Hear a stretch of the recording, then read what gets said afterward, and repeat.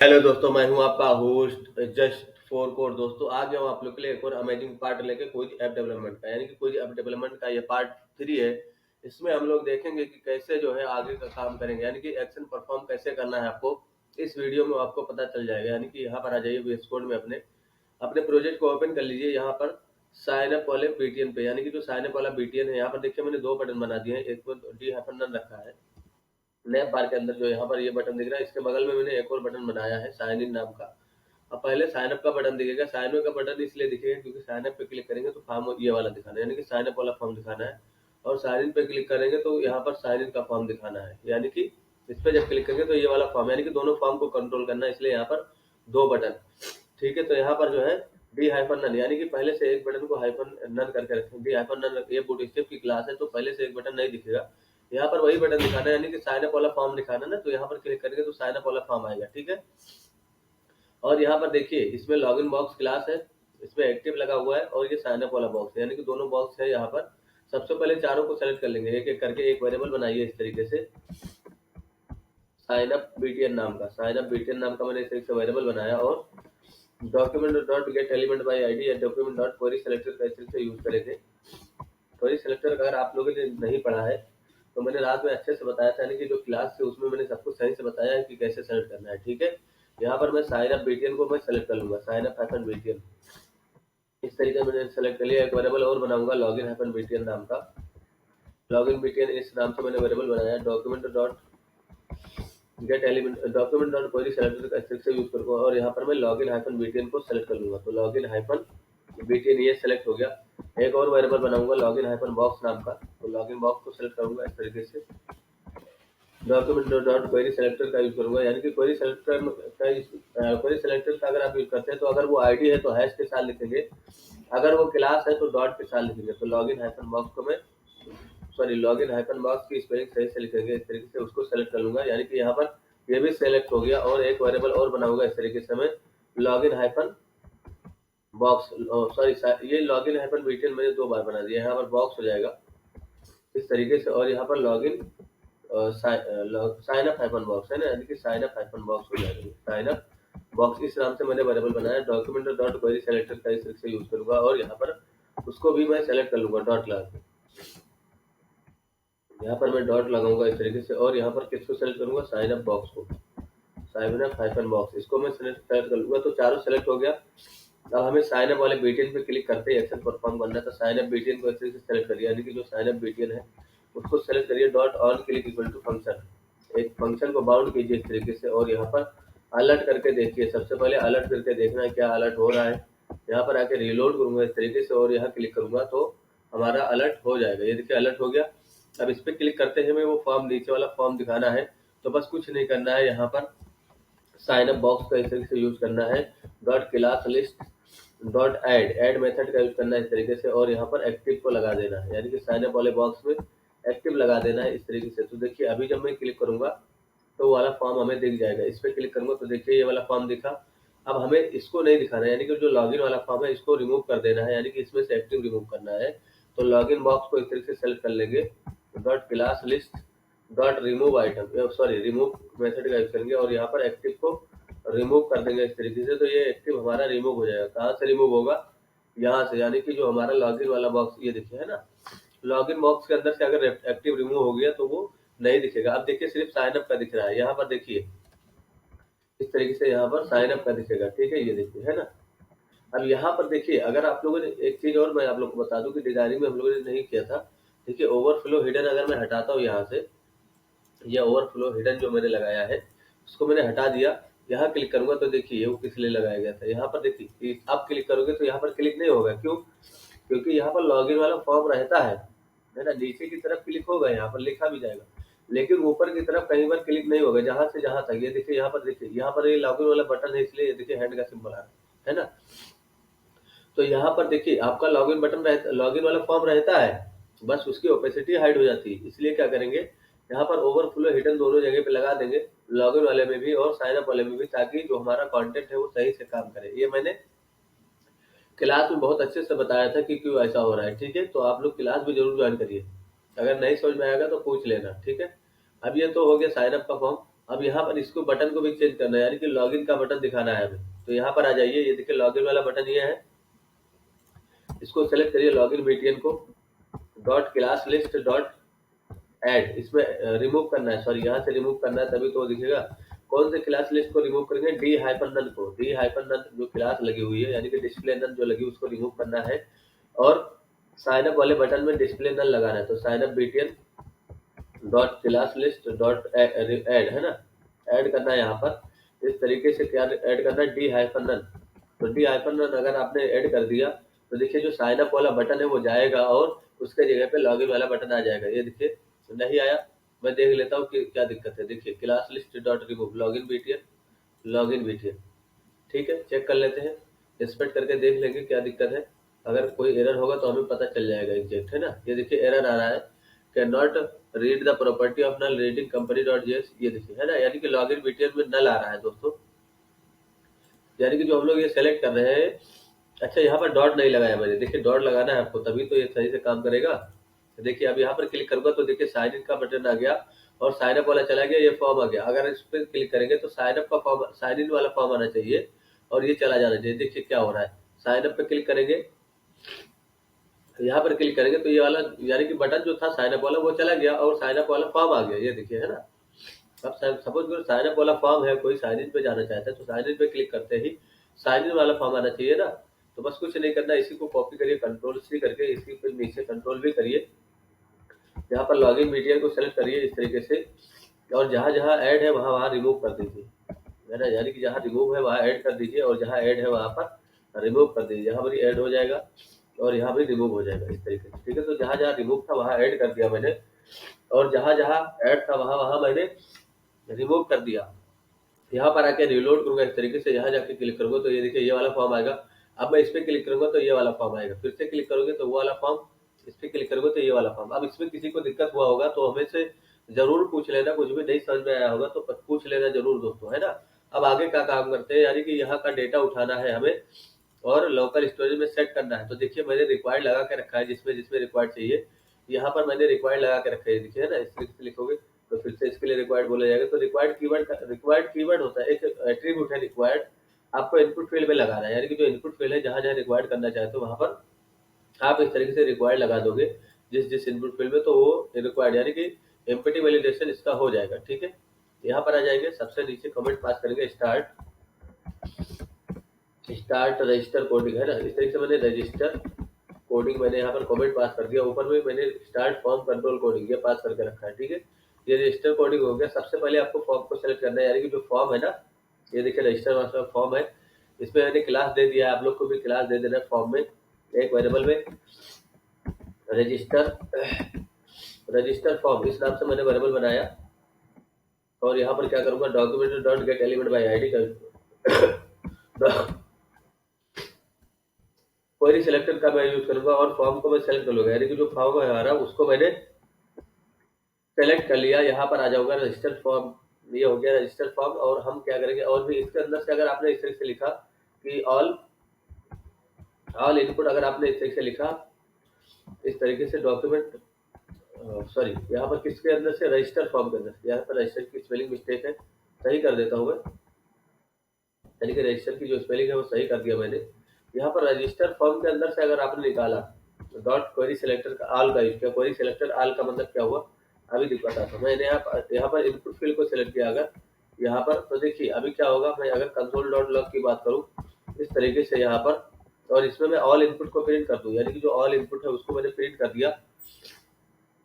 यहाँ पर आकर रिलोड होगा तो देखिए पेज लोड होते ही उस फॉर्म के अंदर जितना भी इनपुट फील्ड होगा वो नोड लिस्ट के तरीके यहाँ पर आ जाएगा। देखिए यहाँ पर कितना आया 6, अब यहाँ पर देखिए कितना है, यानी कि इस पर क्लिक करूंगा तो देखिए 1 2 3 4 5 6 7, यानी कि यहाँ पर 7 है, लेकिन ये टेक्स्ट एरिया है ना, तो टेक्स्ट एरिया को हम लोग अलग से सेलेक्ट करेंगे एक बार। और मैंने इसको अच्छे से समझाया था क्लास में, है ना, जिसको नहीं समझ में आएगा तो वो आके पूछ लेगा। टेक्स्ट एरिया नाम का मैंने एक वेरिएबल बनाया और रजिस्टर फॉर्म के अंदर से ही क्या करूंगा, क्वेरी सिलेक्टर का यूज करूंगा इस तरीके से, और यहाँ पर मैं टेक्स्ट एरिया को सेलेक्ट कर लूंगा। टेक्स्ट एरिया इस तरीके से लिखूंगा तो टेक्स्ट एरिया भी हमारा आ जाएगा। आप यहाँ पर कॉमा देके सेलेक्ट मतलब देख भी सकते हो टेक्स्ट एरिया को इस तरीके से, है ना। यहाँ पर आकर रिलोड करूंगा तो देखिए हमारा कहा जाए, यहाँ पर आऊंगा कंसोल में तो देखिए यहाँ पर टेक्स्ट एरिया भी प्रिंट हो रहा है और नोड लिस्ट भी प्रिंट हो रहा है, यानी कि टेक्स्ट एरिया भी आपका सेलेक्ट हो गया। ठीक है, तो आप सब कुछ आपके हाथ में, इसका डेटा निकालना है, यानी कि जो फॉर्म का डेटा वो निकालना है और दे देना है। तो सबसे पहले देखिए एक एक इवेंट बनाइए, रजिस्टर फॉर्म पे क्लिक करते हैं, यानी कि जो रजिस्ट्रेशन फॉर्म है ना वो सबमिट होते ही इसमें मैं ऑन सबमिट इवेंट को बाउंड करता हूँ, यानी कि ऑन सबमिट होते ही इस तरीके से मैंने लिखा, जब भी इस पे सबमिट होगा यहाँ पर क्या करेंगे हम लोग एक फंक्शन बना लेंगे इस तरीके से। आप चाहे तो इस तरीके से भी फंक्शन बना सकते हो, है ना। यानी कि यहाँ पर मैंने क्या किया, एक फंक्शन एनोनिमस बनाया और यहाँ पर मैं अलर्ट कर देता हूँ, यानी कि रजिस्टर फॉर्म जब भी सबमिट होगा तो सबसे पहले अलर्ट करेंगे, देखेंगे कि क्या ये सबमिट हो रहा है कि नहीं। यहाँ पर आके क्लिक रिलोड करूंगा और यहाँ क्लिक करूंगा तो देखिए लिखने के बाद ही अलर्ट होगा, है ना, क्योंकि ये एम्प्टी है और सबमिट लगा हुआ है इसकी वजह से। ठीक है, तो सभी में लिख देंगे इस तरीके से और सबमिट पे क्लिक, ये देखिए अलर्ट हो गया, यानी कि अलर्ट हो गया और पेज भी रिलोड हुआ। देखिए पेज नहीं रिलोड होना चाहिए, यानी कि पेज जो है आपका रिलोड नहीं होना चाहिए। तो पेज ना रिलोड हो इसके लिए क्या करेंगे, यहाँ पर इवेंट को रिसीव करेंगे और e.prevent डिफॉल्ट मेथड होता है दोस्तों एक प्री डिफाइंड, इसका यूज करेंगे तो डिफॉल्ट बिहेवियर फॉर्म का खत्म हो जाएगा, यानी कि फॉर्म आपका रिलोड नहीं होगा। फिर ये देखिए मैंने रिलोड किया, यहाँ पर इस पर क्लिक करूंगा और यहाँ पर क्लिक करूंगा। सबसे पहले कुछ लिखना पड़ेगा हमें, तो मैं फिलहाल कुछ भी लिख देता हूँ इस तरीके से और यहाँ पर मैंने कुछ भी लिख दिया। साइन अप पर क्लिक करूँ तो देखिए अब हमारा फॉर्म रिलोड नहीं होगा, ओके करेंगे तो फॉर्म हमारा वैसे ही बना रहेगा। ठीक है, ये रिलोड नहीं होना चाहिए। ठीक है, ये तो हम लोगों ने कर लिया। अब हमें क्या करना है, डेटा निकाल। अब यहाँ पर हमें एक फंक्शन भी कॉल करना है, कहाँ पर, इस पे, यानी कि यहाँ पर एक फंक्शन कॉल करना है। इस तरीके से मैंने कर दिया रजिस्ट्रेशन डेटा, इस तरीके से मैंने एक फंक्शन बनाया रजिस्ट्रेशन डेटा नाम का और इसको मैंने यहाँ पर कॉल कर दिया और इसकी डिफिनीशन में नीचे करूंगा। तो आप इस तरीके से भी फंक्शन बना सकते हो, फंक्शन का डिफिनीशन, यानी कि रजिस्ट्रेशन डेटा आप इस तरीके से भी लिख सकते हो। सॉरी, रजिस्ट्रेशन डेटा इस नाम का मैंने फंक्शन बनाया इस तरीके से और इसको मैंने इस तरीके से लिखा। ठीक है, सॉरी कॉन्स्टेंट से बना रहे हो ना, तो यहाँ पर एरो फंक्शन बनाना पड़ेगा। इस तरीके से आप एरो फंक्शन भी बना सकते हो डिफिनेशन के लिए, आप जैसे मर्जी वैसे फंक्शन बना सकते हो। ठीक है, और आप इस तरीके से भी फंक्शन कीवर्ड के साथ फंक्शन बना सकते हो, यानी कि जो फंक्शन कीवर्ड होता है रजिस्ट्रेशन डेटा इस नाम से अगर फंक्शन बनाना चाहते हो आप, तो यहाँ पर क्या करोगे, इस तरीके से भी फंक्शन बना सकते हो। तो दोनों तरीका है आपके पास, इस तरीके से भी लिखे या इस तरीके से लिखे, बात एक ही है, डिफिनीशन हो जाएगा आपका। ठीक है, तो मैं इसको रिमूव कर देता हूँ, यही वाला तरीका यूज करता हूँ। सबसे पहले आपको क्या करना है, एक ऑब्जेक्ट बना लेना। तो एक वेरिएबल या लेट या कांस्टेंट जो भी बनाना है, कांस्टेंट बना लीजिए क्योंकि ऑब्जेक्ट है। तो यूजर डेटा नाम का मैंने एक ऑब्जेक्ट बनाया इस तरीके से और यहाँ पर मैं क्या करूंगा, एक एक करके सारा डेटा रखूंगा, यानी कि एक एक करके मैं सारा डेटा रखूंगा। यहाँ पर कैसे, नेम नाम का मैंने एक तरीके से वेरिएबल बनाया। सॉरी, सबसे पहले क्या है इसमें ब्रांड कोड है, तो ब्रांड कोड इस नाम से मैंने वेरिएबल प्रॉपर्टी बनाया और जो ऑल इनपुट है इसके अंदर से मैं जीरो को एक्सेस करूंगा, डॉट वैल्यू इस तरीके से यहाँ पर लगा दूंगा तो इसका वैल्यू निकल के आ जाएगा। ठीक है, कॉमा से टर्मिनेट करेंगे, brand underscore name, brand name इस तरीके से मैं लिखूंगा। प्रॉपर्टी है ये, ऑल इनपुट का यूज करूंगा और यहाँ पर 1 का यूज करूंगा इस तरीके से, डॉट वैल्यू, है ना, इस तरीके से मैंने वैल्यू लगाया। उसके बाद क्या हो जाएगा हमारा वेबसाइट, है ना, तो यहाँ पर लिख देंगे वेबसाइट इस तरीके से, वेबसाइट इस तरीके से मैंने लिखा और यहाँ पर मैं ऑल इनपुट का यूज करूंगा और यहाँ पर टू इंडेक्स को पास करूंगा, डॉट वैल्यू, यानी कि इसकी वैल्यू निकलेगी यहाँ पर चली जाएगी। और मैं क्या यूज करूंगा, वेबसाइट के बाद आपका कॉन्टैक्ट है, तो यहाँ पर मैं कॉन्टैक्ट नाम का एक वो बनाता हूँ प्रॉपर्टी और ऑल इनपुट का यूज करूंगा इस तरीके से और यहाँ पर थर्ड इंडेक्स को एक्सेस करके वैल्यू निकाल लूंगा। ठीक है, उसके बाद कॉमा दूंगा। उसके बाद क्या है, एड्रेस है, तो यहाँ पर मैं एड्रेस नाम का एक प्रॉपर्टी बना लेता हूँ, लेकिन एड्रेस आपका टेक्स्ट एरिया में है ना, तो यहाँ पर टेक्स्ट एरिया का यूज करेंगे, डॉट वैल्यू इसमें लगाएंगे। ठीक है, अब यहाँ पर इंडेक्सिंग नंबर क्यों नहीं पास कर रहे, क्योंकि वो टेक्स्ट एरिया है, वहाँ पर आप लोगों ने क्वेरी सिलेक्टर आल का नहीं यूज किया, क्वेरी सिलेक्टर का यूज किया। ठीक है, इसलिए यहाँ पर इंडेक्सिंग नंबर पास नहीं करेंगे, तो ये वैल्यू निकल जाएगी इसकी। अब हमें क्या करना है, इसके बाद हमारा क्या हो जाएगा, यूजर नेम, तो यूजर नेम नाम का एक वेरिएबल बनाइए, मतलब प्रॉपर्टी बनाइए और ऑल इनपुट के अंदर से, यानी ऑल इनपुट 4 जो है डॉट वैल्यू, इसकी वैल्यू निकाल लीजिए। उसके बाद एक और पासवर्ड नाम का प्रॉपर्टी बना लेंगे इस तरीके से, पासवर्ड नाम का मैंने प्रॉपर्टी बनाया और ऑल इनपुट का यूज करूंगा और इसकी वैल्यू मैं निकाल लूंगा, तो 5 इंडेक्स को पास करूंगा, डॉट वैल्यू यहाँ पर इस तरीके से मैं निकालूंगा। तो यहाँ पर देखिए इसमें कुछ छूटा है क्या, अभी देख लेते हैं, कुछ छूट रहा है। ब्रांड कोड हो गया, ब्रांड नेम शायद मैंने, हाँ ठीक है, वेबसाइट हो गया, कॉन्टैक्ट हो गया, एड्रेस, यूजर नेम, पासवर्ड, ठीक है, सब कुछ हो गया। 1 2 3 4 5 6 7 है, बराबर है, यानी कि सब कुछ हम लोगों ने सही से सेलेक्ट कर लिया। ठीक है, अब हमें क्या करना है, इस यूजर डेटा को स्ट्रिंग में कन्वर्ट करना है। सबसे पहले तो एक वेरिएबल बना लेंगे, या कांस्टेंट ही बना लीजिए, कोई दिक्कत नहीं है। जब ऑब्जेक्ट बनाए तो आप कांस्टेंट को ही बनाएं, ठीक है। और जब आपको वेरिएबल बनाना है तो लेट या वेर कीवर्ड का यूज कर सकते हैं। तो लेट का मैंने यूज कर लिया, कोई दिक्कत नहीं है। यहाँ पर क्या करेंगे हम लोग, यूजर स्ट्रिंग नाम का मैंने एक वेरिएबल बनाया इस तरीके से, यूजर स्ट्रिंग नाम का, और इसको मैं क्या करूँगा, जेसन डॉट स्ट्रिंगीफाई मेथड को दे दूंगा। स्ट्रिंगीफाई इस तरीके से यूज करूंगा, जेसन डॉट स्ट्रिंगीफाई मेथड होता है दोस्तों, इसका अगर आप यूज करते हैं और इसमें कोई भी ऑब्जेक्ट पास करते हैं तो वो ऑब्जेक्ट जो है स्ट्रिंग में कन्वर्ट हो जाएगा। तो देखिए यूजर डेटा नाम का जो ऑब्जेक्ट था मैंने इसको दे दिया, अब ये कन्वर्ट करके इसमें रख देगा। इसी स्ट्रिंग को हम लोकल स्टोरेज में सेट करेंगे, ठीक है। तो local storage dot set item इस तरीके से यूज करेंगे यहाँ पर।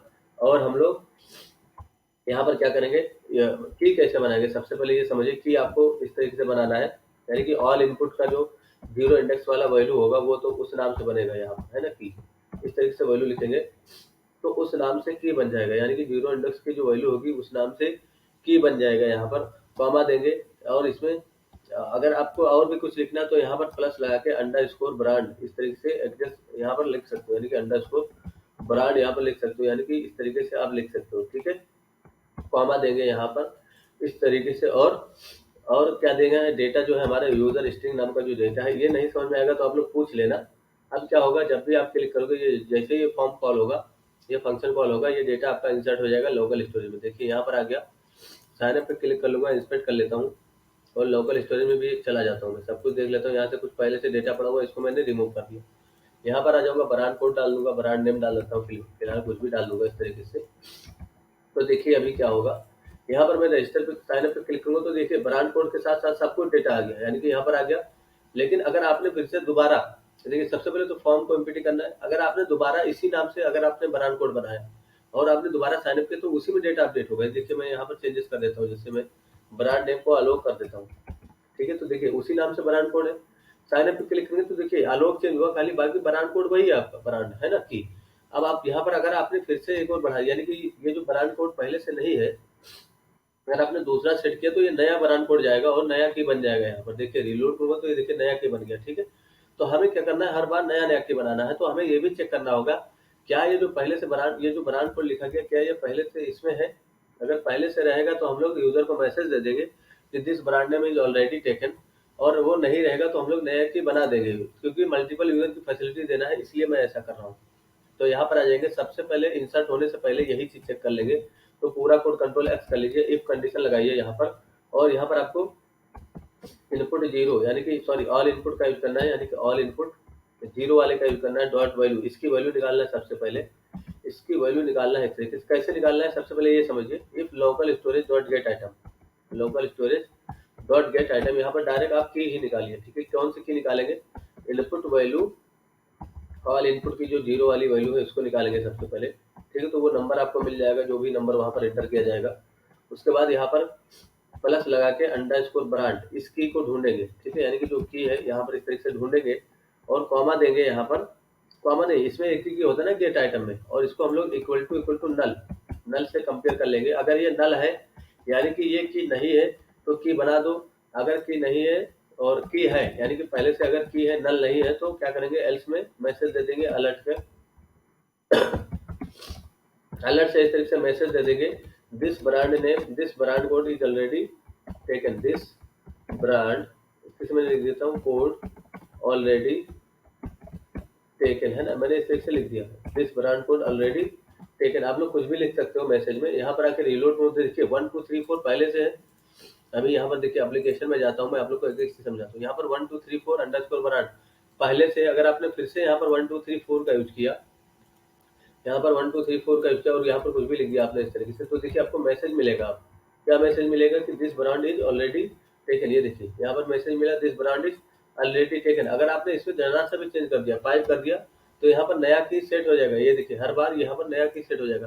अगर आपने फिर से इसको सेट करने की कोशिश की तो मैसेज मिल जाएगा कि this brand is already taken. अब ऐसा इसलिए किया गया है ताकि हम लोग मल्टीपल यूजर की फैसिलिटी दे सके, यानी कि मल्टीपल यूजर की फैसिलिटी हम लोग यहाँ पर दे सके, इसीलिए यहाँ पर ऐसा किया गया है, ठीक है। इसको मैं कट कर देता हूँ।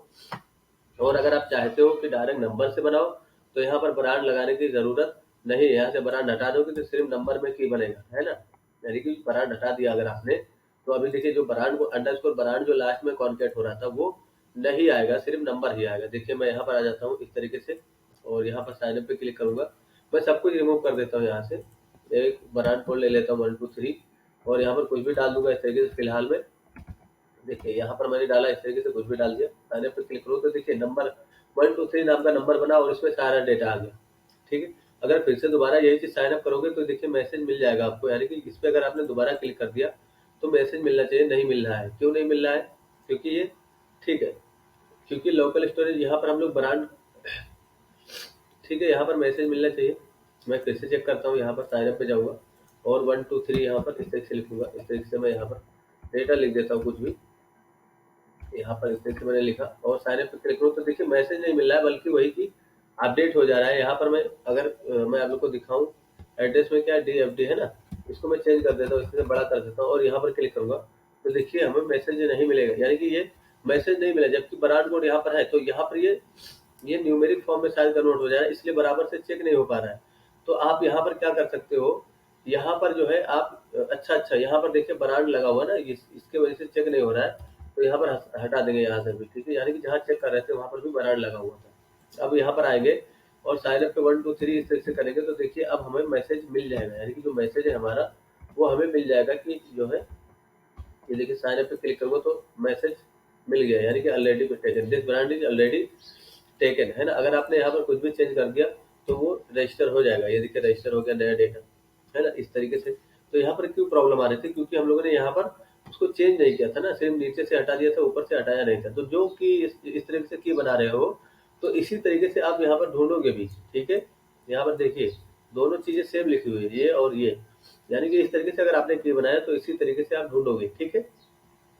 अब उसके बाद इस पे क्लिक करते ही फॉर्म का डेटा भी इम्पिटी होना चाहिए, तो यहाँ पर आ जाइए। ये देखिए रजिस्ट्रेशन जो फॉर्म है ना, यहाँ पर नहीं खाली करेंगे, इफ में ही खाली करेंगे। यहाँ पर जब लोकल स्टोरेज में सेट हो जाएगा तो रजिस्ट्रेशन फॉर्म का फिर से यूज करेंगे इस तरीके से।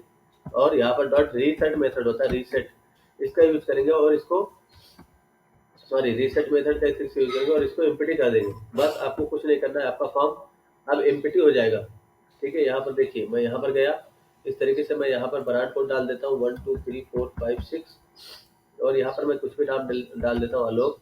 वेबसाइट में कुछ भी डाल दूंगा, फिलहाल टेस्टिंग मोड में है तो आप कुछ भी डाल सकते हैं। और साइन अप पे क्लिक करूँ तो देखिए साइन अप हो गया और फॉर्म का डेटा भी इम्पिटी हो गया। तो साइन अप हुआ कि नहीं आप लोकल स्टोरेज में जाके चेक कर लेंगे इस तरीके से। तो हम लोग यहाँ पर देखिए ये आलोक वाला डेटा आ गया, ये देखिए, है ना। तो इसको मैसेज भी हम लोग नेक्स्ट वीडियो में देंगे कि कैसे मैसेज देना बढ़िया था रजिस्ट्रेशन का, कि रजिस्ट्रेशन कंप्लीटेड सक्सेसफुली, ये मैसेज कैसे देना है ये भी आप लोग समझोगे। तो आई होप आप लोग को सब कुछ समझ में आएगा दोस्तों। अगर आप लोग को कुछ भी दिक्कत हो समझने में तो आप लोग हमसे पूछिए, पूछोगे नहीं तो आगे नहीं पढ़ पाओगे, ठीक है। Thanks for watching this video, see you soon.